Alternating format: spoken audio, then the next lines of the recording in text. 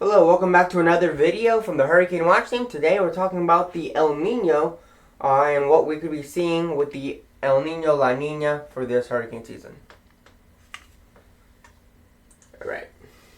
So, today's topics. So, we're going to talk about the current status of the El Nino Southern Oscillation, the forecast trends as we head into the coming months of the year, and the implications of an El Nino, neutral, or possibly a La Nina setup on weather patterns and cyclone patterns. So, here's what we got. This right here. This is Nino 3.4. This is where we look at to determine an La Nina or an El Nino is right there. So, that's where we're looking at. You can kind of see where we're at right now. Relatively warm compared to average. But we have reason to believe why this is going to change, and that's what we're going to talk about in today's video update. So, current status, you can see an overall trend is going down, as you can see right there. It starts way up here above 1.5 degrees, and you come all the way down here, and look at where it's at now. Alright, we're at under a degree above average, 0.92 degrees. And we started way back in January into later December of last year at over 1.5 degrees above average. So you can clearly see a trend going down. So this is at the equilateral East Pacific, here at the equator. Here, all the way over here, is 80 degrees west. And all the way over here, 120 degrees east. So you can see here,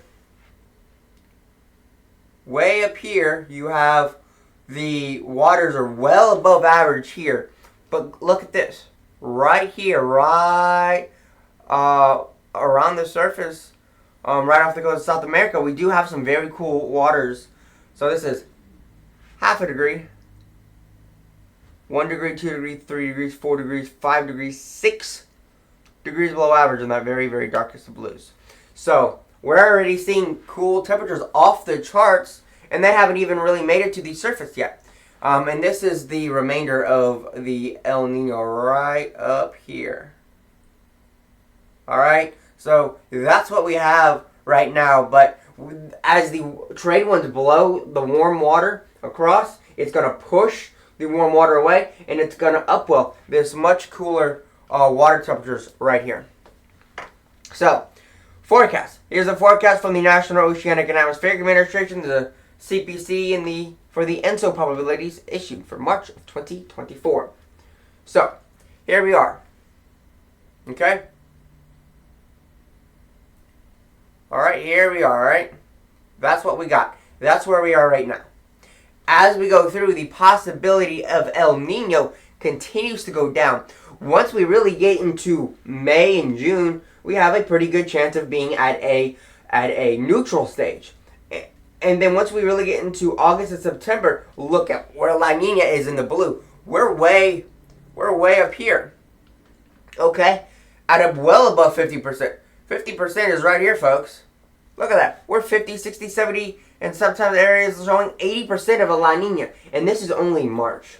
Okay, so I do expect that to happen. And even there in May, it looks like we start seeing the possibility of La Nina already starting to show up. But right now, we're definitely in a El Nino right now. Sooner, we're going to go neutral and then La Nina, and it's going to quickly change. What just happened? Okay, we're good. Got scared. So, as you can see, these are the sea surface temperatures anomalies based on the 1984 to 09 model climatology. So, you can clearly see right here, strong La Nina beginning to develop. So, here's April, May, June, July, August, September, October, November, and then there we are in December. So, oftentimes, La Ninas last way longer than El Ninos. El Ninos may last 6 to 12 months, while La Ninas can last for several years at a time. So, and this is a very strong La Nina too. It's not very, very, very weak. It's very strong La Nina. Very, very clear, as you can see there. Very, very weak. And it only gets stronger. And it's almost off the charts. 2, 3, 4, close to even 5 degrees below average there at some points. And also look at the subtropics. Subtropics are cooler than average in the North Atlantic. And the entire North Atlantic is well above average.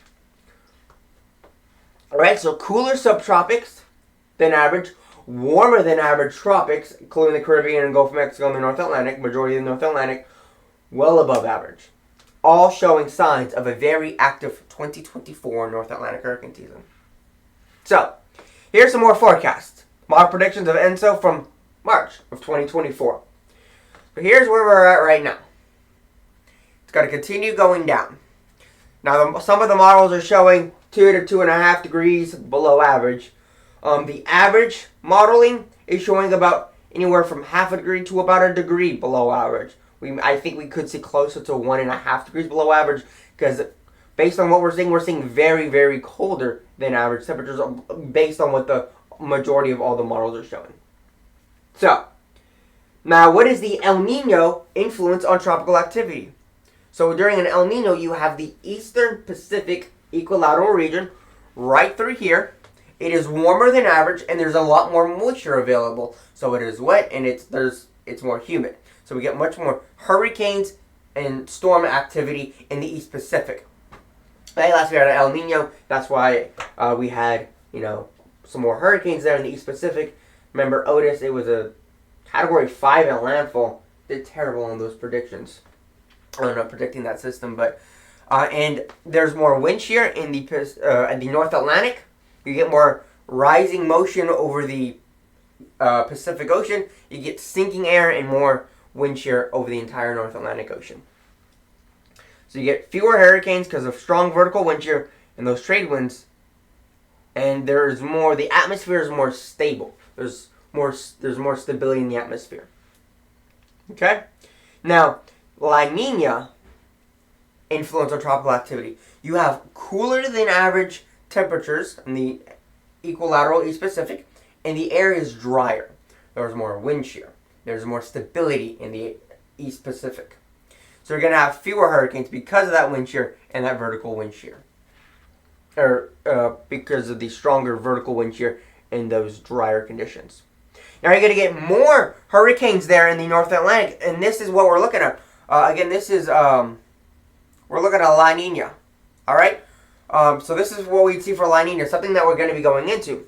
More hurricanes because of weak vertical wind shear and trade winds, and there's less atmospheric stability. In other words, the atmosphere is much more unstable and is much more prone to having more systems developing. A good example of a strong La Nina year, 2017 and 2005, where we had one of the most catastrophic and deadliest hurricane seasons that we've had in history, 2017 and 2005.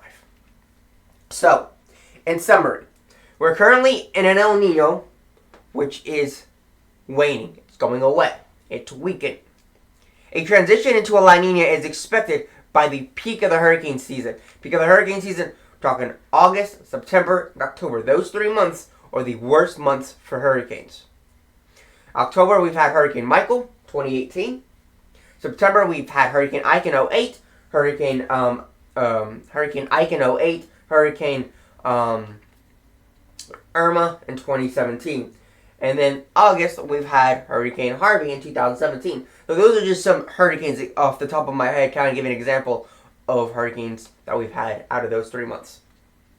And a La Nina is expected to occur, which produces greater tropical activity in the Atlantic and lesser activity in the East Pacific.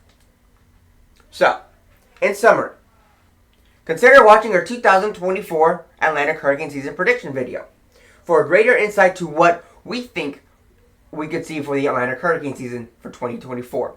Link will be in the description below. Places where you can support us. Subscribe to us on YouTube. Doesn't cost a penny. And you don't even have to look at us ever again. You can subscribe and turn your phone off and never see us again. Or like the video. Helps a lot, or comment down below. Become a patron. Starting at just $1 a month, you can upgrade if you enjoy the content. Join our Discord server. Follow us. Can't say X, I just feel wrong. Follow us on X. Links in the description below. All of this will be links in the description below. Again, thank you for watching this video. Thank you for all supporting us. Thanks for watching. That's been it today, guys. Thank you so much. This has been the Hurricane Watch Team, your El Nino update. As always, stay safe and peace out.